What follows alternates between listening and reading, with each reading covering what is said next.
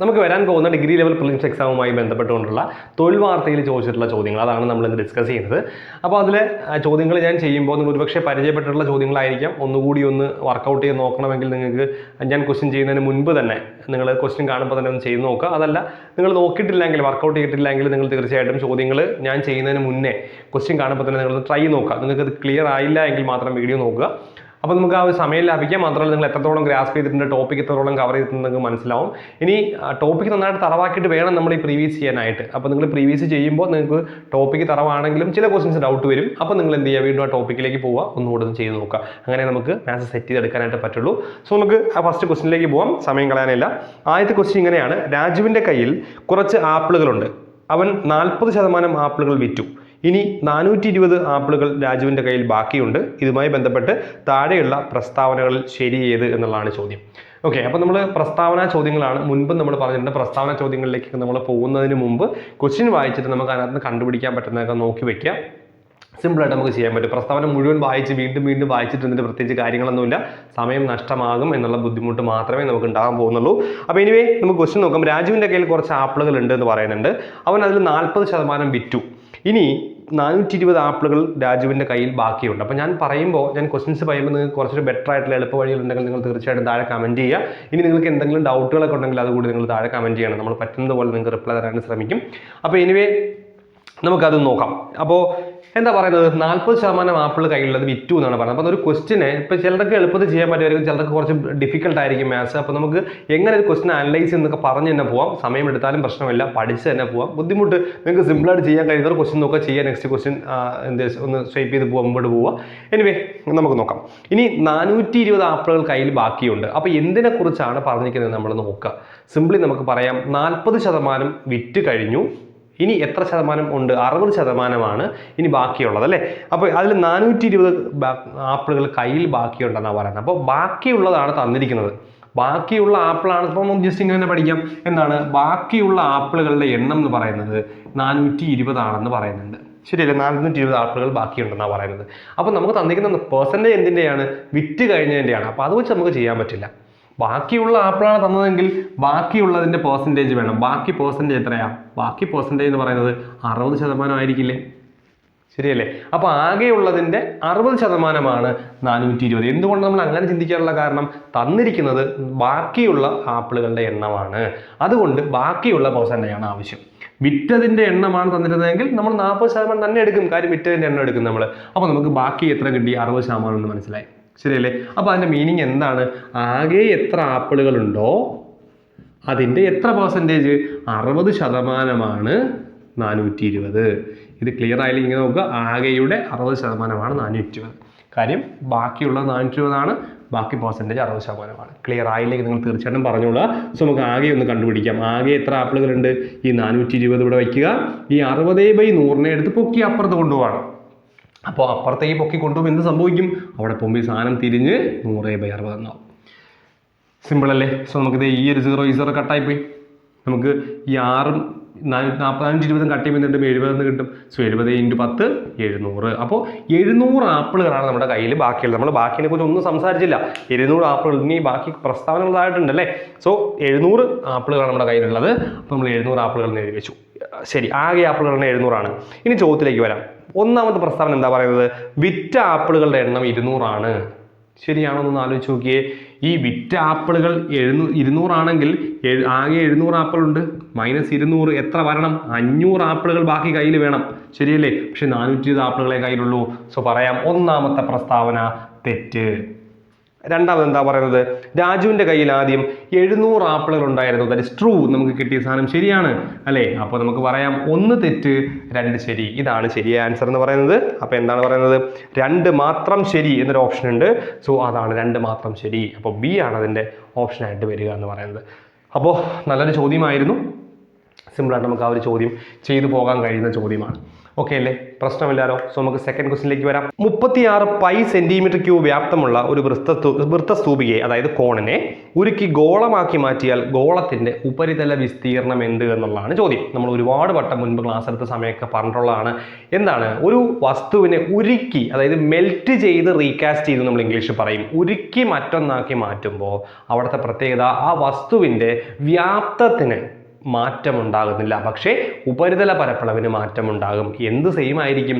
വ്യാപ്തം സെയിം ആയിരിക്കും. അപ്പോൾ ഇവിടെ എന്തിനെ ഉരുക്കി എന്താക്കുന്ന പറയുന്നത്, ഇതിനകത്ത് 2 ഓപ്ഷനുകളുടെ ക്വസ്റ്റ്യൻ കാണാൻ പറ്റില്ല. ആ ഓപ്ഷൻ ഞാനൊന്ന് പറയാം. ഓക്കെ, 2 ഓപ്ഷൻ അടുത്തൊരു പേജിലേക്കാണ് മാറിക്കിടന്നത്. അതുകൊണ്ടാണ് ആ അവസാനം 2 സിയും ഡി ഓപ്ഷൻ എന്ന് പറയുന്നത് 40√2 പൈ എന്നും ദെൻ രണ്ടാമത്തേത് 30 പൈ എന്നുമാണ് കേട്ടോ.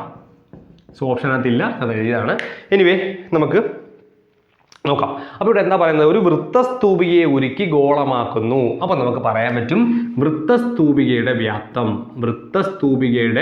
വ്യാപ്തം എന്ന് പറയുന്നതും എന്താക്കി ഗോളത്തിന്റെ വ്യാപ്തം എന്ന് പറയുന്നതും തുല്യമായിരിക്കും എന്നാണ് പറയുന്നത്. അപ്പോൾ വൃത്തസ്തൂപികയുടെ വ്യാപ്തം ഈക്വൽ ടു ഗോളത്തിന്റെ വ്യാപ്തം എന്ന് സിമ്പിളായിട്ട് പറയാൻ പറ്റും. ക്ലിയർ അല്ലേ? കാരണം നമ്മൾ പറഞ്ഞ ഒരു വസ്തുവിനെ മെൽറ്റ് ചെയ്ത് റീകാസ്റ്റ് ചെയ്യുമ്പോൾ എന്ത് സംഭവിക്കില്ല എന്നാണ് പറയുന്നത്, വ്യാപ്തത്തിന് മാറ്റം ഉണ്ടാവില്ല, പക്ഷേ ഉപരിതല പരപ്പളവിൽ മാറ്റം ഉണ്ടാവും. ഇനി എന്താണ് ചോദ്യം നോക്കാം. നമുക്ക് ചോദ്യം എങ്ങനെയാണ്, നമ്മൾ ചോദ്യത്തിൽ നിന്നാണ് ഉത്തരത്തിലേക്ക് വരികയുണ്ടോ. അപ്പോൾ നമ്മൾ എന്താ പറയുന്നത്, ഉപരിതല വിസ്തീർണം എന്തിൻ്റെ, ഗോളത്തിൻ്റെ ഉപരിതല വിസ്തീർണം. സോ നമ്മൾ ആദ്യമേ എഴുതി വെക്കുകയാണ് ഗോളത്തിൻ്റെ ഉപ്പാപ്പ എന്ന് പറഞ്ഞാൽ ഉപരിതല പരപ്പളവ് എന്ന് പറയുന്നത് എത്രയാണ്, നമുക്ക് 4πr² എന്നാണ്. ഇക്വേഷൻ പഠിച്ചാലേ പറ്റുള്ളൂ. 4πr² എന്നാണ്. അപ്പോൾ ഈ 4πr² ആണെന്നുണ്ടെങ്കിൽ നമുക്ക് എന്ത് വേണം, 4 വേണം, പൈ വേണം. 4ഉം പൈയും നമുക്കറിയാം, 6 റേഡിയസ് നമുക്കറിയണം. അപ്പോൾ ആ റേഡിയസ് കണ്ടുപിടിക്കാനാണ് ഇങ്ങനൊരു കണ്ടീഷൻ അവർ പറഞ്ഞിരിക്കുന്നത്. ഇവിടെ നമ്മൾ എന്ത് കണ്ടുപിടിക്കണം, റേഡിയസ് കണ്ടുപിടിക്കണം. നോക്കാം, ഇതിൽ എന്തറിയാം, വൃത്തസ്തൂപികയുടെ വ്യാപ്തം പറഞ്ഞിട്ടുണ്ട്. സോ വൃത്തസ്തൂപികയുടെ വ്യാപ്തം ഞാൻ എഴുതുന്നു 36 പൈ. ഗോളത്തിൻ്റെ വ്യാപ്തം നമുക്കറിയില്ല, പക്ഷേ ഗോളത്തിൻ്റെ വ്യാപ്തത്തിൻ്റെ ഫോർമുല നമുക്കറിയാം, 4/3πr³. ഒന്നും നോക്കരുത്, കിട്ടിയ ഉടനെ പയ്യും വെട്ടി. ശരിയല്ലേ? ഇനി നമുക്ക് എന്ത് ചെയ്യും, 4/3 പൊക്കി ഇപ്പുറത്തേക്ക് കൊണ്ടുവരാം. ഇപ്പുറത്ത് ആരുണ്ട്, എപ്പോഴും ഇപ്പുറത്തുള്ളവനെ എഴുതിയതിന് ശേഷമേ അപ്പുറത്തുള്ളവനെ കൊണ്ടുവരാവൂ. ഇപ്പുറത്തുള്ളവനാണ് മെയിൻ. അപ്പോൾ മെയിൻ ആളോടെ വച്ചിട്ട് അപ്പുറത്ത് കൊണ്ടുവരാണ്. 4/3 ഇപ്പുറത്ത് വരുമ്പോൾ എന്താവും, 3/4 ആവും. സിമ്പിൾ. = r³. ശരിയല്ലേ? സോ എങ്ങനെ കീച്ചാം, 4ഉം 36ഉം കീച്ചുമ്പോൾ 9. 9 × 3 27 എന്ന് എഴുതാം. കുറച്ച് എളുപ്പത്തിൽ നമുക്ക് എങ്ങനെ എഴുതാം, 9 നമുക്ക് 3 × 3 എന്ന് എഴുതാം. ഈ ഒരു 3 ഉണ്ടോ, = r³. അതായത് 3യുടെ ക്യൂബ് = r³ എന്ന് കിട്ടും. പവറുകൾ സെയിം ആണെങ്കിൽ ബേസുകളും സെയിം. So r = 3. ഡയറക്റ്റ് എഴുതാം, r³ = 27, r = 3 എന്ന് എഴുതുന്നവരുണ്ട്. അങ്ങനെ എഴുതാം, ഒരു പ്രശ്നമില്ല. സോ r3 കിട്ടി. പറക്കി ഇവിടെ വയ്ക്കും. എന്തിനാ r കണ്ടുപിടിച്ചത്, ഇവിടെ കൊടുക്കാൻ. സോ നമ്മൾ കൊടുക്കുന്നു 4 × π × r3 × 3² 9. So 9 × 4 36 pi. ഇത്രയേ ഉള്ളൂ. സിമ്പിളായിട്ടുള്ള ചോദ്യം, വളരെ വേഗത്തിൽ നമ്മൾ ചെയ്തില്ലേ. അപ്പോൾ ഇത്രയേ ഉള്ളൂ. അപ്പോൾ ഇതൊക്കെ ചെയ്യുന്നത് നമ്മൾ ആദ്യം കണ്ടുപിടിക്കേണ്ടത് എഴുതി വയ്ക്കുമ്പോഴേ നമുക്കൊരു ഐഡിയ കിട്ടുള്ളൂ എന്താണ് കണ്ടുപിടിക്കാനുള്ളത് എന്നുള്ളത്. ഓക്കെ, സോ അങ്ങനെയാണ് നമ്മൾ ഈ ക്വസ്റ്റ്യൻ ചെയ്തെടുക്കുന്നത്. പ്രശ്നമില്ലാന്ന് വിചാരിക്കുന്നു. നമുക്ക് അടുത്ത ക്വസ്റ്റ്യൻ നോക്കാം. 3ാമത്തെ ചോദ്യം, എക്ക് ഒരു ജോലി ചെയ്യാൻ 50 ദിവസം വേണം, എന്നാൽ ബിക്ക് 40 ദിവസം മതി. രണ്ടുപേരും കൂടി 10 ദിവസം ജോലി ചെയ്തു. അതിനുശേഷം എ ജോലി നിർത്തിപ്പോയി. ബാക്കി ജോലി ബിക്ക് ഒറ്റയ്ക്ക് ചെയ്യാൻ എത്ര ദിവസം വേണം? ഇതാണ് ചോദ്യം. അപ്പോൾ ഇങ്ങനെയുള്ള ചോദ്യങ്ങൾ, അതായത് പകുതി വഴിയിൽ ജോലി ഉപേക്ഷിച്ച് പോകുന്നു, അല്ലെങ്കിൽ ഒരാൾ വന്ന് ചേരുന്നു, ഇങ്ങനെ ഒരുപാട് ക്വസ്റ്റ്യൻസ് ഉണ്ട്. ഒരുപാട് മെത്തേഡ്സ് ഉണ്ട്. എപ്പോഴും നമ്മളുണ്ടല്ലോ ഇതൊക്കെ ഡയറക്റ്റ് ആയിട്ട് ഓർത്ത് ചെയ്യുന്നതായിരിക്കും ബെറ്റർ. അല്ലെങ്കിൽ നമ്മൾ എല്ലാത്തിനും കുറുക്ക് വഴി ഓർമ്മിച്ച് വെക്കേണ്ടി വരും. ഏറ്റവും ബെറ്റർ നോർമൽ ആയിട്ടുള്ള ഐഡിയ നമുക്ക് കിട്ടി. ഇതിൻ്റെ ഐഡിയ ഉള്ള വീഡിയോസ് ഒക്കെ നമ്മൾ നേരത്തെ ഒരുപാട് ചെയ്തിട്ടുണ്ട്. സോ ആ ഒരു ഐഡിയ നമുക്ക് കിട്ടിക്കഴിഞ്ഞാൽ വളരെ സിമ്പിളായിട്ട് നമുക്ക് ഈ ക്വസ്റ്റ്യൻസ് എല്ലാം നമുക്ക് ചെയ്തെടുക്കാനായിട്ട് പറ്റും. അതായിരിക്കും ഏറ്റവും ബെറ്റർ. നിങ്ങളുടെ ലോജിക്ക് കിട്ടിക്കഴിഞ്ഞാൽ നമുക്ക് ഏത് ടൈപ്പും ചെയ്യാം. അപ്പോൾ ഏറ്റവും ബെറ്റർ അങ്ങനെ തന്നെ ചിന്തിക്കുന്നതായിരിക്കും. നിങ്ങൾ ട്രിക്ക് വെച്ചാണ് പഠിക്കുന്നത്, ട്രിക്ക് വെച്ച് പഠിച്ചോളൂ. വേണമെന്നല്ല ഞാൻ പറഞ്ഞത്. അതർവൈസ് നമുക്ക് എല്ലാ ചോദ്യവും ചെയ്യാൻ പറ്റും. എനിവേ നമുക്ക് നോക്കാം. എന്താണ്, എക്ക് ഒരു ജോലി ചെയ്യാൻ 50 ദിവസം വേണം. അപ്പോൾ എക്ക് ഒരു ജോലി ചെയ്യാൻ 50 ദിവസം വേണമെങ്കിൽ ഒരു ദിവസം കൊണ്ട് ചെയ്യുന്ന ജോലി എന്തായിരിക്കും, ഒരു ഡേ കൊണ്ട് എ ചെയ്യുന്ന ജോലി എന്ന് പറയുന്നത് എന്തായിരിക്കും, 1/50 ആയിരിക്കും. ഇതിൻ്റെ റീസൺസും കാര്യങ്ങളും നമ്മൾ നേരത്തെ പറഞ്ഞത് എല്ലാം കൂടെ എക്സ്പ്ലെയിൻ ചെയ്യാൻ സമയമില്ല. അതായത് ക്ലിയർ ആയില്ലെങ്കിൽ നമുക്ക് വർക്ക് ആൻഡ് ടൈമിൻ്റെ ഈ ടൈപ്പ് ചോദ്യങ്ങൾ ഒന്നുകൂടെ ഒന്ന് എക്സ്പ്ലെയിൻ ചെയ്ത് നിങ്ങൾ താഴെ പറഞ്ഞാൽ മതി. ഒന്നുകൂടെ ഒന്ന് ക്ലിയർ ചെയ്ത് നമുക്ക് ഇടാം. സോ എക്ക് ഒരു ജോലി ചെയ്യാൻ അല്ലെങ്കിൽ ഒരു ഡേ കൊണ്ട് എ ചെയ്യുന്ന ജോലി 9/50 ഭാഗമായിരിക്കും. 1/50 ഭാഗം. ഇനി ഒരു ഡേ കൊണ്ട് ബി ചെയ്യുന്നത് സെയിം ആയിട്ട് എന്തായിരിക്കും, ബി ചെയ്യുന്നത് എത്രയായിരിക്കും, 1/40 ആയിരിക്കും. കാര്യം 40 ദിവസം കൊണ്ടാണ് പറയുന്നത്. അപ്പോൾ ഇങ്ങനെ എഴുതാതെ എക്സാമിന് ചെയ്യുമ്പോൾ A is equal to 1/50 എന്നും B is equal to 1/40 എന്നൊക്കെ എഴുതണം. ഇത് മനസ്സിലാകാൻ വേണ്ടി ഞാൻ പറഞ്ഞതാണ്. സോ A എന്ന് പറയുന്നത് ഒരു ദിവസം കൊണ്ട് ചെയ്യുന്നതാണ് കേട്ടോ. അപ്പോൾ രണ്ടുപേരും കൂടി ഒരു ദിവസം കൊണ്ട് ചെയ്യുന്നത് എന്തായിരിക്കും? രണ്ടുപേരും ഒരു ദിവസം കൊണ്ട് ചെയ്യുന്നത് A + B എത്രയായിരിക്കും? 1/50 + 1/40. ശരിയല്ലേ? നമ്മൾ ചെയ്യുമ്പോൾ എന്താ വരിക? നമുക്ക് LCM എടുക്കാം, അല്ലെങ്കിൽ 50ൻ്റെ ഡിനോമിനേറ്റർ എല്ലാം 200 ആക്കാം നമുക്ക് അല്ലേ. 200 ആക്കുമ്പോൾ മുകളിൽ ഇവിടെ 4 ഇവിടെ 5 വരും. സോ 9 എന്ന് വരും. 9/200. നിങ്ങൾ LCM ഞാനത് പറയണ്ടല്ലോ, LCM ഒക്കെ ചെയ്യുന്നത് നിങ്ങൾക്ക് അറിയാം. ക്രോസ് ചെയ്താലേ നിങ്ങൾക്ക് കിട്ടും. ഇനി 9/200 ആയിരിക്കും. അപ്പോൾ നമുക്ക് എന്ത് കിട്ടി? നമുക്ക് എയും ബിയും കൂടെ ഒരു ദിവസം കൊണ്ട് ചെയ്യുന്ന ജോലി കിട്ടി. ഇനി എയും ബിയും എത്ര ദിവസം ഒരുമിച്ച് ജോലി ചെയ്യുന്ന പറയുന്നത്? 10 ദിവസം ഒരുമിച്ച് ജോലി ചെയ്യുന്ന പറയുന്നത്. ഒരു ദിവസം കൊണ്ട് 9/200 ആണെങ്കിൽ 10 ഡേ കൊണ്ട് A + B ചെയ്യുന്ന ജോലി എന്തായിരിക്കും? സിമ്പിൾ അല്ലേ? എന്തായിരിക്കും? 10 × 9/200. സോ കട്ടായിപ്പോയി. ബാക്കി എത്രയാണ്? 9/20. അപ്പോൾ 10 ദിവസം ഒരു ഒരുമിച്ച് ജോലി ചെയ്തു എന്നാണ് പറയുന്നത്. ആ 10 ദിവസം കൊണ്ട് അവർ ചെയ്ത ജോലി 9/20 ഭാഗമായിരിക്കും. എന്നിട്ട് എന്ത് ചെയ്തു? എന്നിട്ട് A ജോലി നിർത്തിപ്പോയി. അപ്പോൾ ബാക്കി ജോലി ചെയ്ത ആരാണ്? ബാക്കി ചെയ്ത ജോലി B ആണ് ചെയ്ത് തീർത്തത്. സിമ്പിളാണ്. ഇനി ബാക്കി എത്ര ജോലിയുണ്ട് റിമൈനിങ് എന്ന് പറയുന്നത്? 29 എന്ന് പറഞ്ഞാൽ ആകെ എത്ര ജോലിയാണ്? ആകെ 20 ഉള്ളത്. ശരിയല്ലേ? അത് 29 ഭാഗം തീർന്നു. ബാക്കി എത്രയാ? 20 - 29, അതായത് 20 ൽ 11 അല്ലെങ്കിൽ 11/20. അപ്പോൾ ഇനി ബാക്കിയുള്ള ജോലി 11/20 ഭാഗമാണ്. അതാരാ തീർത്തത്? അത് B ആണ് തീർത്തത്. Bക്ക് എത്ര ദിവസം വേണം? Bക്ക് ആ ഒരു ജോലി ചെയ്ത് തീർക്കാൻ 40 ദിവസം വേണം. എങ്കിൽ ഇത്രയും ജോലി തീർക്കാൻ എത്ര ദിവസം വേണം? 40 × 11/20. ശരിയല്ലേ? Bക്ക് ഒരു ജോലി ചെയ്ത് തീർക്കാൻ 40 ദിവസം വേണം. ഇനി എത്ര ഭാഗമുണ്ട്? ഇനി ജോലിയുടെ 11/20 ഭാഗമുണ്ട്. സോ തീർക്കാൻ 40 × 20. കട്ടായി പോകുമ്പോൾ 2 വരും. 22 ദിവസം. അതായത് Bക്ക് ജോലി തീർക്കാൻ 22 ദിവസം. ഓപ്ഷൻ ഉണ്ടോ നോക്കി? 22 ഓപ്ഷനുണ്ട്. C ആണ്. അപ്പോൾ നിങ്ങൾക്ക് ഇതിൻ്റെ ട്രിക്കൊക്കെ ചെയ്യുന്ന ഒരുപാട് പേരുണ്ട്. ഞാനത് മാറ്റി പറയുന്നതല്ല. നമ്മൾ ലോജിക്കലി ചിന്തിക്കുകയാണെങ്കിൽ നമ്മൾ ഇങ്ങനെയാണ് ചെയ്യേണ്ടത്. അതൊക്കെ നിങ്ങളുടെ ഇഷ്ടത്തിന് ചെയ്തോളൂ. നിങ്ങൾക്ക് ഏതാണോ ബെറ്റർ? ഞാൻ പറഞ്ഞത് ഓരോന്നിനും ഓരോ ട്രിക്ക് പഠിക്കുന്നതൊക്കെ ബെറ്റർ ഇതായിരിക്കും. നിങ്ങൾ ചിലപ്പോൾ എല്ലാത്തിനും ഒരു ട്രിക്കായിരിക്കും പഠിച്ചു വെച്ചിരിക്കുന്നത്. എനിവേ നിങ്ങൾ പഠിച്ച സാധനം നിങ്ങൾ അതിൻ്റെ മേലേക്ക് വേറൊന്ന് കൊണ്ടുവച്ച് കൺഫ്യൂഷൻ ആക്കേണ്ട. നിങ്ങളുടെ ഇഷ്ടത്തിന് ചെയ്തോളാം. അടുത്ത ചോദ്യം. ഒരു ബോട്ടിൻ്റെ നിശ്ചല ജലത്തിലെ വേഗം 5 km/h ആണ്. ഒഴുക്കിൻ്റെ വേഗം 1 km/h ആണെങ്കിൽ ഒഴുക്കിന് അനുകൂലമായി 20 മിനിറ്റ് കൊണ്ട് സഞ്ചരിക്കുന്ന ദൂരം എന്തെന്നാണ് ചോദ്യം. ഓക്കെ, നമ്മൾ ഈ ഒഴുക്കിന് പ്രതികൂലമൊക്കെ നമ്മൾ പഠിച്ചു വെച്ചത് ഇങ്ങനെ വരച്ച് നമ്മൾ എളുപ്പത്തിൽ ചെയ്യുന്ന പരിപാടി ഉണ്ടല്ലേ. അപ്പോൾ മിഡിലിൽ മുകളിലും താഴെയുണ്ട്. ഇത് ഒഴുക്കാണെന്ന് വിചാരിക്കുന്നത് നമ്മൾ പറഞ്ഞതാണ്. അപ്പോൾ ആ വീഡിയോസൊക്കെ നിങ്ങൾക്ക് വേണമെങ്കിൽ ചോദിക്കാൻ ലിങ്കൊക്കെ നമ്മൾ അയച്ചു തരും. അപ്പോൾ ഇത് ഒഴുക്കിന് ഈ മിഡിലുള്ള സാധനം എന്താണ്? ഇത് ബോട്ടിൻ്റെ വേഗമാണ്. ഇവിടെ എന്താ പറയുന്നത്? ഒരു ബോട്ടിൻ്റെ നിശ്ചല ജലത്തിലെ വേഗം. ഇതാണ് നിശ്ചല ജലത്തിലെ വേഗം. ഓക്കെ, ഇതൊക്കെ നമ്മൾ പറഞ്ഞിട്ടുണ്ടല്ലോ ക്ലിയർ ആയിട്ട്. 2 വീഡിയോ 1-2 വീഡിയോസ് ഒക്കെ നമ്മൾ ചെയ്ത് വെച്ചിട്ടുണ്ട്. നിങ്ങൾ ഡൗട്ട് ഉണ്ടെങ്കിൽ ചോദിച്ചാൽ പറയും. ഇപ്പോൾ ഇത് ജലത്തിൻ്റെ വേഗം. അപ്പോൾ ഒഴുക്ക് ഇങ്ങോട്ട് വരുമ്പം ഇങ്ങോട്ടായിരിക്കും അനുകൂലമായ വേഗത അല്ലേ. ഈ മിഡിൽ വരുന്ന പോർഷനാണ് ഒഴുക്കിൻ്റെ വേഗത. അത് എത്രയാണ്? 1 km/h എന്ന് പറയാനുണ്ട്. ഇത് 1 km/h. ഈ മുകളിലേക്ക് ഒഴുക്കിന് പ്രതികൂലം. കാരണം ഒഴുക്ക് താഴേക്കല്ലേ. സോ മുകളിലേക്ക് ഒഴുക്കിന് പ്രതികൂലം. അപ്പോൾ അങ്ങനെയാണെങ്കിൽ ഇവിടെ എന്തായിരിക്കും? ഒഴുക്കിന് പ്രതികൂലമായ വേഗത 4 km/h ആയിരിക്കും. ഒന്ന് കുറച്ചാൽ മതി. സിമ്പിൾ അല്ലേ? ഇങ്ങോട്ട് എന്തായിരിക്കും? ബോട്ടിൻ്റെ വേഗത പ്ലസ് ഒഴുക്കിൻ്റെ വേഗത. അപ്പോൾ 6 km/h. അപ്പോൾ ഇതായിരിക്കും എന്ന് പറയുന്നത് ഒഴുക്കിന് അനുകൂലമായുള്ള വേഗത എന്ന് പറയുന്നത്. അതാണ് ക്വസ്റ്റ്യനിൽ പറഞ്ഞിരിക്കുന്നത്. ഒഴുക്കിന് അനുകൂലമായ വേഗത എന്നൊക്കെ പറഞ്ഞിട്ടുണ്ട്. നോക്കാം. നിശ്ചല ജലത്തിലെ വേഗം 5 km/h ആണ്. ഒഴുക്കിൻ്റെ വേഗം 1 km/h ആണ് എങ്കിൽ ഒഴുക്കിന് അനുകൂലമായി 20 മിനിറ്റ് കൊണ്ട് സഞ്ചരിക്കുന്ന ദൂരം എന്ത്? അപ്പോൾ ഇതാണ് ഒഴുക്കിന് അനുകൂലമായിട്ട് എത്രയാണ്? അപ്പോൾ ഒഴുക്കിന് അനുകൂലമായിട്ടുള്ള വേഗത സ്പീഡ് എത്രയാണ്? 6 km/h അല്ലേ. ടൈം എത്രയാ? ടൈം 20 മിനിറ്റാണ്. സോ അവർ ആകാൻ വേണ്ടി 20/60 അത്രയും അവർ അല്ലേ. ഇനി നമുക്ക് ചോദ്യം ഡിസ്റ്റൻസ് ആണ്. എത്ര ദൂരമാണെന്നാണ് ചോദിച്ചത്. ഡിസ്റ്റൻസ് ഈക്വൽ ടു DTS ആണല്ലേ, സ്പീഡ് ഇൻറ്റു ടൈം. ശരിയല്ലേ? TS. ഓക്കെ, സോ നമുക്ക് എന്തെങ്കിലും സ്പീഡ് എന്ന് പറയുന്നത് 6 × 20/60. എല്ലാം കൂടെ വെട്ടി തള്ളുമ്പോൾ നമുക്ക് കട്ടായി പോയിട്ട് 2 km. സിമ്പിൾ. ഓക്കെ അല്ലേ? കിട്ടി. ഇത്രയേ ഉള്ളൂ. ഇതാണ് ചോദ്യങ്ങളെന്ന് പറയുന്നത്. സിമ്പിളായിട്ട് നമുക്ക് ചെയ്യാൻ പറ്റുന്ന ചോദ്യമാണ്. അടുത്ത ചോദ്യം. ഒരു ക്രിക്കറ്റ് ടീമിലെ അംഗങ്ങളുടെ ശരാശരി വയസ്സ് 16 ആണ്. ഓക്കെ, ഈ ടീമിലെ 14ഉം 17ഉം വയസ്സുള്ള 2 അംഗങ്ങൾക്ക് പകരം 16ഉം 15ഉം വയസ്സുള്ള 2 പുതിയ അംഗങ്ങൾ വന്നു. ഇതുമായി ബന്ധപ്പെട്ട് ശരിയായ പ്രസ്താവന ഏത്? വീണ്ടും പ്രസ്താവന ചോദ്യങ്ങളാണ്. നമുക്ക് നോക്കാം. ഒരു ക്രിക്കറ്റ് ടീമിൽ എത്ര പേരായിരിക്കും? 11 പേർ. ക്രിക്കറ്റ് ടീമിൽ പ്ലെയേഴ്സിൻ്റെ എണ്ണം, ആ ഒരു കളിയിൽ കളിക്കുന്ന അംഗങ്ങളുടെ എണ്ണം 11 ആണ്. സോ 11 × 16 അവരുടെ തുക എന്ന് പറയുന്നത് അല്ലേ. കാര്യം എന്താണ്? 11 പേരുണ്ട്, അവിടെ ശരാശരി 16 എന്ന് പറയുന്നുണ്ട്. സോ 11 × 16 ആണ് അവരുടെ തുക എന്ന് പറയുന്നത്. അപ്പോൾ എന്ത് വരും? 6 വരും, മിഡിൽ 7 വരും, 176. ഇതാണ് 11 കളിക്കാരുടെ ശരാശരി പ്രായങ്ങളുടെ തുക എത്രയാണ്? 176 ആണ്. ഇനി എന്താ പറയുന്നത്? അതിൽ 14ഉം 17ഉം വയസ്സുള്ള 2 പേര് പോയി. സോ 14 + 17 പോയവരുടെ പ്രായം എത്രയാണ് 33 അല്ലെ 31 അല്ലേ 31 വയസ്സുള്ളവർ പോയി. എന്താ പറയുന്നത് ആണുങ്ങൾക്ക് പകരം 16ഉം 15 വയസ്സുള്ള 2 പേര് വന്നു. സോ 16ഉം 15 എത്രയായി 31 അല്ലേ. അതായത് രണ്ടുപേരെ പറ്റി രണ്ടുപേർ വന്നപ്പോൾ ഈ ആകെ പ്രായത്തിന് വ്യത്യാസം വന്നിട്ടില്ല എന്നാണ് പറയുന്നത്. അതായത് രണ്ടുപേരുടെയും പോയവരുടെയും വന്നവരുടെയും പ്രായം 31 തന്നെയാണ്. അതുകൊണ്ട് തുകയിൽ വ്യത്യാസം ഉണ്ടാകില്ല. സിമ്പിൾ അല്ലേ. ഇനി എന്താ ക്വസ്റ്റ്യൻ ബാക്കി പറഞ്ഞേക്കുന്നത് എങ്കിൽ ശരിയായ പ്രസ്താവന ഏത് എന്നാണ് ചോദ്യം. ഫസ്റ്റ് ക്വസ്റ്റ്യൻ എന്താ ക്രിക്കറ്റ് ടീമിലെ അംഗങ്ങളുടെ വയസ്സുകളുടെ തുക 172 ക്രിക്കറ്റ് ടീമിലെ വയസ്സുകളുടെ അംഗങ്ങളുടെ 172 അല്ല 176 സോ ഒന്നാമത്തെ കേസ് തെറ്റ് അല്ലേ. തുകയ്ക്ക് വ്യത്യാസം വരുന്നില്ല 176 ആദ്യത്തെ 176 കിട്ടിയിരിക്കുന്നത് അല്ലേ 172 പറയുന്നത് ശരിയല്ല. പുതിയ ടീമിന്റെ ശരാശരി വയസ്സ് 18 എന്നാണ് പറയുന്നത്. പുതിയ ടീമിന്റെ ശരാശരി വയസ്സ് 18 നമുക്ക് നോക്കാം പുതിയ ടീമിന്റെ ശരാശരി വയസ്സ്.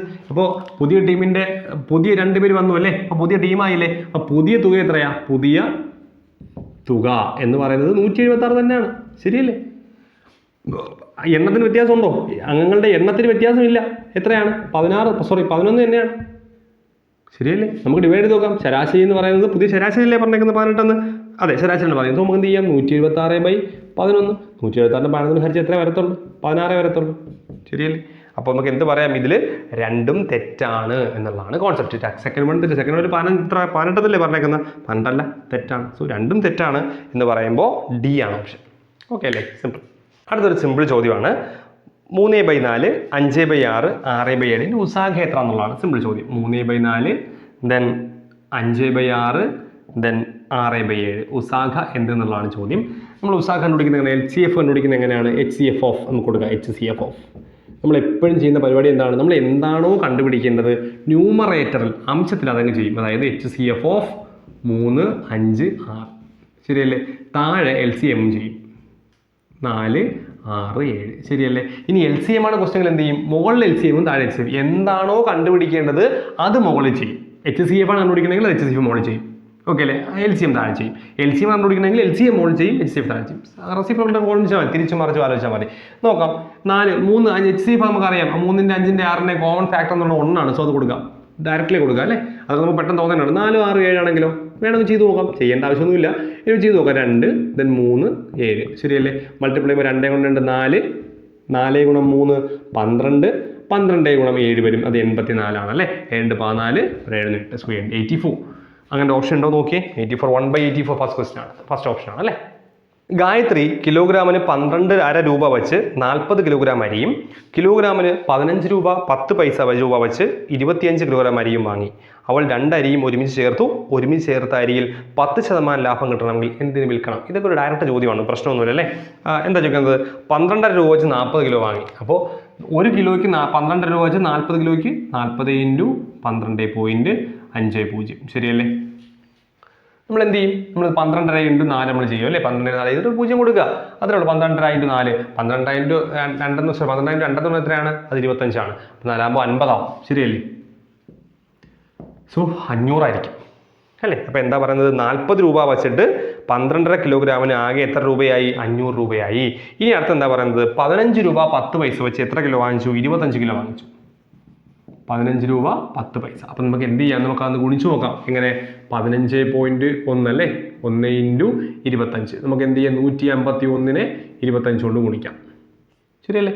5 5 25 ഒന്നും 5 5 5 25 1 5 2 7 അല്ലേ. 2 എൻ്റെ മൾട്ടിപ്ലിക്കേഷനിലും എൻ്റെ കാൽക്കുലേഷൻ തെറ്റണമെങ്കിൽ പറഞ്ഞാൽ കേട്ടോ പെട്ടെന്ന് പറയുമ്പോൾ മിസ്റ്റേക്ക് വരാം. ദെൻ 5 2 10 ദെൻ ബാലൻസ് 1 2 1 3 അല്ലേ. 5 5 2 7 ദെൻ 7 ദെൻ 3 3725 ആണ്. ഡെസിമൽ പ്രൈസ് കൊടുക്കുമ്പോൾ എന്ത് കഴിഞ്ഞാൽ 1 മൾട്ടിപ്ലൈ അല്ലേ. സോ നമുക്ക് ഒരു ഡെസിമൽ പ്രൈസ് കൊടുക്കുക 377.5. നമ്മൾ എന്തിനാണ് കണ്ടുപിടിച്ചത് നമ്മൾ 40 കിലോയുടെ അല്ലെങ്കിൽ 12.5 രൂപയുള്ള 40 കിലോ വാങ്ങിയതുകൊണ്ട് അതിൻ്റെ തുക കണ്ടുപിടിച്ചു. ദെൻ 25 കിലോ വാങ്ങി എന്തിൻ്റെ 15 രൂപ 10 പൈസയുള്ള അരിയുടെ അല്ലേ. എന്നോട് ആഡ് ചെയ്തെടുക്കുമ്പോൾ നമുക്ക് എന്ത് കിട്ടും. അപ്പോൾ 40 + 25 ആകെ 65 കിലോ അരിയായി. ഗായത്രിയുടെ കയ്യിൽ ഇപ്പോൾ 65 കിലോ അരിയുണ്ട്. ദെൻ അതിൻ്റെ ആകെ തുക എന്തായിരിക്കും ഇത് കൂട്ടുമ്പോൾ 5 7 7 8 877.5 അല്ലെ 5 രൂപയ്ക്കാണ് എന്ത് കിട്ടുന്നത് നമുക്ക് ഈ ഒരു 65 കിലോഗ്രാം അരി ലഭിക്കുന്നത് എന്ന് മനസ്സിലായി. ക്ലിയർ അല്ലേ? അപ്പോൾ ഇനി നമുക്ക് ബാക്കിയുണ്ട്. ബാക്കി എന്താ നോക്കേണ്ടേ? ഇനി എന്താ പറയുന്നത്, 10% ലാഭം കിട്ടണമെങ്കിൽ എന്ത് രൂപയ്ക്ക് വിൽക്കണം? സോ വിറ്റ വില കണ്ടുപിടിക്കണം. നമുക്കറിയാം വിറ്റ വില കണ്ടുപിടിക്കുന്ന ഫോർമുല എന്താ? VV വാവി ഇൻറ്റു 100ൽ 100 പ്ലസ് പ്രോഫിറ്റ് ആയതുകൊണ്ട് P. ശരിയല്ലേ? സോ വിറ്റ വില കണ്ടുപിടിക്കണ്ടേ? ഇതാണ് ഗായത്രി വാങ്ങിയ വില. എന്താണ്? 877.5 ഇൻറ്റു 100ൽ പ്രോഫിറ്റ് 10% അല്ലേ പറഞ്ഞേക്കുന്നത്? 110. ക്ലിയർ അല്ലേ? ഇതിനെ സിംപ്ലിഫൈ ചെയ്തെടുക്കണം. സോ 0 നമുക്ക് കട്ട് ചെയ്ത് കളയാം. 10ഉം 875 കൊണ്ട് നമുക്ക് 5 കൊണ്ട് ക്യാൻസൽ ചെയ്യാം. നമുക്ക് നോക്കാം. 1 5 ഉണ്ടല്ലോ. 1 37 7 5 35 27 5 5 25. ദെൻ ബാക്കി പോയിന്റ് കൊടുത്തു. 25 5 5 25. അപ്പോൾ 175.5 എന്ന് വരും. ഇനി 2 കൊണ്ട് ഹരിക്കണം. ശരിയല്ലേ? സോ 11/2 നമുക്കിത് ഡിവൈഡ് ചെയ്യാം. 11/2 ഡിവൈഡ് ചെയ്യുക, മൾട്ടിപ്ലൈ. ഇത് തമ്മിൽ മൾട്ടിപ്ലൈ ചെയ്യുക, എന്ത് ചെയ്യുക? 2 കൊണ്ട് ഹരിക്കുക. സോ നമുക്ക് നോക്കാം. 1755 ഇൻറ്റു 11. 11 ചെയ്യാൻ എളുപ്പ വഴിയെ കൊണ്ട് നമുക്കറിയാം 5 5 7 1 അല്ലേ? സോ അടുത്തത് 5 5 7 1 കൂട്ടുമ്പോൾ 5 10 7 5 12 1 13 7 8 1 9 1. ശരിയല്ലേ? അപ്പോൾ ഇത്രയും കിട്ടി. 19 35 അതിൽ ഡെസിമൽ പ്ലേസ് കൊടുക്കുന്നു /2. ശരിയല്ലേ? സോ ഇത് നമ്മൾ കട്ട് ചെയ്യണമല്ലോ. 2 കൊണ്ട് വീണ്ടും കട്ട് ചെയ്യണം. 2 കൊണ്ട് കട്ട് ചെയ്യാൻ എളുപ്പമാണ്. നമുക്ക് കട്ട് ചെയ്യാം. 9 2 18. ദെൻ സമയം എടുക്കും. ഡെസിമൽ ക്വസ്റ്റ്യൻസ് ഒക്കെയാണ് വന്നത്. ഡിഗ്രി ലെവൽ ആയതുകൊണ്ടാണ് ഡെസിമൽ ക്വസ്റ്റ്യൻസ് ഒക്കെ കിടക്കുന്നത്. 9 2 18 13 6 3 12. ദെൻ 1 10 5 2 10. ദെൻ 5ൽ 2 2 4. ദെൻ 10ൽ 5 2 10. 965.25 എന്നാണ് കിട്ടിയത് അല്ലേ? സോ 965.25 എന്നാണ് കിട്ടിയിരിക്കുന്നത്. എന്താ പ്രശ്നം? നമ്മളിത് 65 കിലോഗ്രാം അരിയുടെയാണ് നമ്മൾ കണ്ടുപിടിച്ചിരിക്കുന്നത് അല്ലേ? നമുക്ക് 1 കിലോഗ്രാം അല്ലേ വേണ്ടത്? അതായത് 965.25/65 നമ്മൾ ചെയ്യണം. അപ്പോൾ നമുക്ക് ഒരു പക്ഷേ എനിക്ക് തോന്നുന്നു ഇവിടുന്ന് ഡയറക്റ്റായിട്ട് 65 ഹരിച്ച് കുറച്ച് എളുപ്പത്തിൽ കിട്ടുമോ എന്നുള്ളതും നോക്കാനുണ്ടായിരുന്നു. എനിവേ നോക്കാം. നമുക്ക് ഇനി പോട്ടെ, നമ്മൾ അത്രയും ചെയ്തില്ലേ? സോ നമുക്ക് ഇവിടെ തന്നെ ക്യാൻസൽ ചെയ്ത് നോക്കാം. 65 കൊണ്ട് കട്ട് ചെയ്യാൻ പറ്റണമായിരിക്കും. മേ ബി പറ്റണം. 65 കൊണ്ട് 5 കൊണ്ട് കട്ട് ചെയ്ത് നോക്കാം അല്ലേ? അപ്പോൾ 5 കൊണ്ടാകുമ്പോൾ 1 5 5. ദെൻ 15ൽ 3 5 15. ദെൻ വീണ്ടും 5 കൊണ്ട് കട്ട് ചെയ്യുമ്പോൾ 1 5 5. ദെൻ 9 46 വരും. 9 5 45 എന്ന് വരും. എൻ്റെ കാൽക്കുലേഷൻ നോക്കിക്കോണം. ഞാൻ പെട്ടെന്ന് ചെയ്യുമ്പോൾ എനിക്ക് മിസ്റ്റേക്ക് വരാം. 45 15ൽ 3 5 15. സോ വീണ്ടും 5ൽ 2ൽ പോവില്ല. സോ 0.5. 13 ഡയറക്റ്റ് ഹരിച്ചു നോക്കാം. 19ൽ എന്താ പറയുക? 19ൽ വരുന്നത് 1 13 13. ദെൻ ബാക്കി വരുന്ന 6 63ആണ്. 63ൽ 13 4 13 52 അല്ലേ? ഇത് ഭയങ്കര കോംപ്ലിക്കേറ്റഡ് ആയിട്ട് വരുന്നുണ്ട്. സോ അങ്ങനെ ഓപ്ഷൻ ഉണ്ടോ? 14 പോയിന്റ് ഓപ്ഷൻ ഉണ്ടോ നമുക്ക് നോക്കാം. എങ്കിൽ നമുക്ക് അത് തന്നെ ചൂസ് ചെയ്യാന്നുള്ളല്ലോ. സോ 14.85 എന്നൊരു ഓപ്ഷൻ ഉണ്ട്. സോ നമുക്ക് അങ്ങോട്ട് ചെയ്ത് പോകണ്ട. 14.85 എന്നുള്ള ഓപ്ഷൻ നമുക്ക് ചൂസ് ചെയ്യാം. സോ അതായിരിക്കും ആൻസർ. ഓക്കെ. ഇനി മേ ബി ചിലപ്പോൾ ഇവിടെ ചെയ്യുമ്പോൾ നമുക്ക് 65 ഡയറക്റ്റായിട്ട് ഡിവൈഡ് ചെയ്ത് പോയിരുന്നെങ്കിൽ ചിലപ്പോൾ കുറച്ചൊരു സിമ്പിളായിട്ട് ചെയ്യാൻ പറ്റുന്ന അറിയില്ല. ഇനി നിങ്ങൾ അങ്ങനെ എന്തെങ്കിലും കമൻറ്റ് ചെയ്യാം കേട്ടോ. ഞാനത് ഡയറക്റ്റായിട്ട് ചെയ്ത് പോയിട്ട് ലാസ്റ്റ് ഡിവൈഡ് ചെയ്യുന്ന വിചാരിച്ചുകൊണ്ടാണ്. ഡെസിമലിൻ്റെ ക്വസ്റ്റൻ ആവുമ്പോൾ നമുക്ക് കുറച്ച് ടഫായിട്ട് വന്നത്. ഓക്കെ. ഒരു വാച്ചിന് 35% 10% എന്നിങ്ങനെ തുടർച്ചയായിട്ടുള്ള ഡിസ്കൗണ്ട് അനുവദിച്ച ശേഷം 1170 രൂപയ്ക്ക് ഒരാളത് വാങ്ങിയാൽ അതിൻ്റെ യഥാർത്ഥ വില എന്തെന്നുള്ളതാണ്. ശ്രദ്ധിക്കേണ്ട കാര്യം, തന്നിരിക്കുന്ന ഡിസ്കൗണ്ട് കൊടുത്ത പെർസെൻറ്റേജ് ആണ്. അതായത് 35% ഡിസ്കൗണ്ട് ആദ്യം കൊടുക്കുന്നു, പിന്നെ 10% ഡിസ്കൗണ്ട് കൊടുക്കുന്നു. എന്നിട്ട് പറഞ്ഞിരിക്കുന്നത്, ഞാനൊരു കടയിൽ പോയി വാങ്ങുമ്പോൾ ഒരു സാധനത്തിൻ്റെ വില 100 രൂപയാണെന്ന് വിചാരിക്കുക. എനിക്ക് ആദ്യം അയാൾ 35% ഡിസ്കൗണ്ട് ഇടുകയാണ്. അപ്പോൾ എനിക്ക് എത്ര രൂപയ്ക്ക് കിട്ടും? 65 രൂപയ്ക്ക് കിട്ടും. അപ്പോൾ ഞാൻ എത്ര രൂപ കൊടുത്താൽ മതി? 65 രൂപ കൊടുത്താൽ മതി. മീൻസ് ഇതിനെക്കുറിച്ചല്ല ക്വസ്റ്റ്യനിൽ. ഞാൻ വാങ്ങുന്ന എമൗണ്ട് 65 രൂപയാണ്. അപ്പോൾ ഇതിനെപ്പറ്റി അല്ല പറഞ്ഞിരിക്കുന്നത്. അതിന് ശേഷം എത്ര രൂപ ആയി എന്നുള്ളത്. ഞാൻ വാങ്ങിയ വില 1170 എന്ന് പറഞ്ഞു കഴിഞ്ഞാൽ യഥാർത്ഥ വിലയുടെ 35% അല്ല 1170, അതിൻ്റെ 65% എടുക്കേണ്ടി വരും. അതായത് 35% ഡിസ്കൗണ്ട് വന്നാൽ ഞാൻ കൊടുക്കേണ്ട വില എത്രയാണ്? 65%. ശരി, അതുകൊണ്ട് ഞാൻ ഇതാണ് ചിന്തിക്കുക. ഇതിനെക്കുറിച്ചാണ് ക്വസ്റ്റ്യൻ. നമ്മൾ നേരത്തെ ഒരു ക്വസ്റ്റ്യൻ പറഞ്ഞു, എന്തിനെക്കുറിച്ചാണോ ക്വസ്റ്റ്യനിൽ പറഞ്ഞേക്കുന്നത് അതിൻ്റെ പെർസെൻറ്റേജ് എടുക്കേണ്ടത്. ഇവിടെ പറഞ്ഞേക്കുന്നത് ഡിസ്കൗണ്ട് പെർസെൻറ്റേജിനെ കുറിച്ച് പറഞ്ഞിട്ടുണ്ട് എങ്കിലും ഞാൻ വാങ്ങിയ വിലയെക്കുറിച്ചാണ് പറയുന്നത്. അപ്പോൾ എനിക്ക് കിട്ടുന്ന വില എത്രയാണ്? 65%. ഇനി വീണ്ടും ഞാൻ 10% കൊടുക്കുന്നത് എന്താ അർത്ഥം? 90% രൂപ വീണ്ടും 90 രൂപ ഞാൻ വീണ്ടും കൊടുക്കണം എന്നാണ്. സോ ഇതിനെക്കുറിച്ചാണ് ക്വസ്റ്റ്യനിൽ പറഞ്ഞേക്കുന്നത്. 1170 ഇതുമായിട്ട് റിലേറ്റ് ചെയ്ത സാധനമാണ്. ഡിസ്കൗണ്ടിൻ്റെ എമൗണ്ട് ആണ് പറഞ്ഞിരുന്നതെങ്കിൽ നമ്മൾ 35 10 തന്നെ എടുത്തേനെ. അപ്പോൾ ഇതിനെക്കുറിച്ചാണ്. ഇതെടുത്തും ചെയ്യാം കേട്ടോ, പിന്നെ മൈനസ് ചെയ്യണമെന്നേ ഉള്ളൂ. ഇതാണ് ബെറ്റർ. സോ നമുക്ക് കിട്ടിയ ഡിസ്കൗണ്ട് പെർസെൻറ്റേജ് എത്രയായിരിക്കും? ഡിസ്കൗണ്ട് പെർസെൻറ്റേജ് എന്ന് പറയുന്നത് ആദ്യം 65/100, പിന്നെ 90/100. അപ്പോൾ യഥാർത്ഥ വിലയുടെ ഇത്ര രൂപയിലാണ് നമ്മൾ വാങ്ങിയത്, ഇത്ര രൂപ അല്ലേ. അപ്പോൾ എത്രയാണ്? 100-ൽ 65 ഇൻറ്റു 100-ൽ 90. ഇതാണ് 1170 എന്ന് പറയുന്നത്. സോ യഥാർത്ഥ വില സിംപ്ലി കണ്ടുപിടിക്കാം. എന്താണ്? 1170 വയ്ക്കുന്നു, ഇതിനപ്പുറത്ത് കൊണ്ടുപോകുന്നു, എല്ലാം തിരിഞ്ഞു വരും. 100/65 എന്താണ്? 100/90. ശരിയല്ലേ? കട്ട് ചെയ്യാം. എന്താ ഈ ഒരു പൂജ്യവും ഈ ഒരു പൂജ്യവും വെട്ടിപ്പോയി. ശരിയല്ലേ? ഇനി 9ഉം ഇതും കട്ട് ചെയ്ത് നോക്കാം. 9 27 3 9 27 0. ഈ 65 130 കട്ട് ചെയ്യുമ്പോൾ 2. So 2 into 100 into 10 2000. അപ്പോൾ യഥാർത്ഥം 2000. സിമ്പിളാണ്. ആ ഒരു കോൺസെപ്റ്റ് കിട്ടിയാൽ വളരെ സിമ്പിളായിട്ട് നമുക്ക് ചെയ്യാൻ പറ്റുന്ന ചോദ്യം. 10% വാർഷിക കൂട്ടുപലിശ കണക്കാക്കുന്ന ഒരു ബാങ്കിൽ ഒരാൾ 15,000 രൂപ നിക്ഷേപിക്കുന്നു. 2 വർഷം കഴിയുമ്പോൾ അയാൾക്ക് എത്ര രൂപ തിക ലഭിക്കും? ഇത് ഡയറക്റ്റായിട്ട് ചെയ്യാൻ പറ്റുന്നതാണ്. കൂട്ടുപലിശ വെച്ച് കണ്ടുപിടിക്കാൻ പറ്റും. നമുക്ക് ആ എമൗണ്ടിൻ്റെ ഒരു ഇക്വേഷൻ ഡയറക്റ്റ് പഠിക്കുന്നതായിരിക്കും അല്ലേ. പി ഇൻറ്റു എന്താ ഇക്വേഷൻ? 100 പ്ലസ് ഒറ്റ സ്റ്റെപ്പിൽ ഇങ്ങനെ പഠിച്ചാൽ കുറച്ച് എളുപ്പമായിരിക്കും. By 100 the whole raise to n. ഇതാണ് ഒറ്റ സ്റ്റെപ്പിൽ. ചിലർ 1 പ്ലസ് 6/100 പഠിക്കും. ഇത് ഒറ്റ സ്റ്റെപ്പിൽ അങ്ങ് ചെയ്യാണ്. സോ എമൗണ്ട് എത്രയാണ്? 15,000 രൂപയാണ്. സോ ഇതിനകത്ത് എന്ത് വരും? 100 പ്ലസ് 6 10% അല്ലയോ പറഞ്ഞത്? 10%ആണ് പറഞ്ഞിരിക്കുന്നത്. സോ 110 അല്ലേ. 100 പ്ലസ് 6 110/100 ദ ഹോൾ റൈസ് 2 വർഷം. സോ 2. ക്ലിയർ ആയെന്ന് വിചാരിക്കണം. 6 10 ആയതുകൊണ്ട് ഒറ്റ സ്റ്റെപ്പിൽ എഴുതി പോകുന്നതാണ് നമ്മൾ. 15,000 ഇൻറ്റു ഇനി എങ്ങനെ ചെയ്യും? ഇൻറ്റു 110/100 2 പ്രാവശ്യം എഴുതി ഗുണിക്കണം അല്ലേ. ഇതേണ്ട ഈ 0 കട്ടായി, ഈ 0 കട്ടായി, 2 0 കട്ടായി പോയി. സോ 11 പകരം 121 നമുക്കറിയാം. 121 ഇൻറ്റു 150 പകരം നമുക്ക് 15 എടുക്കാം. അപ്പോൾ 5 10 6 1 2 1 5 1 8 1. ശരിയല്ലേ? 18,000 ഒരു 1815. സോ ഒരു പൂജ്യം കൂടെ ഉണ്ട്. 1815 ഒരു പൂജ്യം. 18,150 രൂപയാണ് എന്ന് ഉണ്ട്. സി ആണ് ഓപ്ഷൻ എന്ന് പറയുന്നത്. ഇത് അല്ലാണ്ട് ചെയ്യുന്നൊരു മെത്തേഡോട് നമ്മുടെ കയ്യിൽ നമുക്കറിയാം അല്ലേ. ആ ഒരു മെത്തേഡ് എന്താണ്? അത് കുറച്ച് എളുപ്പത്തിൽ നമുക്ക് ചെയ്യാൻ പറ്റുന്നതാണ്. എന്താണ്? കൂട്ടുപലിശ 2 വർഷത്തേക്കാണെങ്കിൽ നമ്മൾ എടുക്കുന്ന റേഷ്യോ 2:1 നമ്മൾ എടുക്കും അല്ലേ. ഇത് നമ്മൾ നേരത്തെ പറഞ്ഞിട്ടുള്ളതാണ്. കുറച്ച് എളുപ്പത്തിൽ ചെയ്യുന്ന മെത്തേഡാണ്. അതായത് 15,000-ന്റെ 10% നമ്മൾ 15,000 നമ്മൾ എമൗണ്ട്, അതിൻ്റെ 10% നമ്മൾ ആദ്യം കണ്ടുപിടിക്കും. 10%-നുള്ള ഒരു ഒന്നിൻ്റെ 10% എളുപ്പവഴി എന്താണ്? ഒരു സ്ഥാനമായിട്ട് ദശാംശം കൊടുത്താൽ മതി. അപ്പോൾ ആദ്യം 10% 1,500. 1,500 വീണ്ടും 10%. കാരണം 2 പ്രാവശ്യം കണ്ടുപിടിക്കും. 2 വർഷത്തേക്കല്ലേ. 2 പ്രാവശ്യം കൂട്ടുപലിശ കണ്ടുപിടിക്കണം. ആദ്യം 10% കണ്ടുപിടിച്ചു, വീണ്ടും 10%. അതായത് 1,500-ന്റെ 10%, അതായത് 150. കണ്ടോ?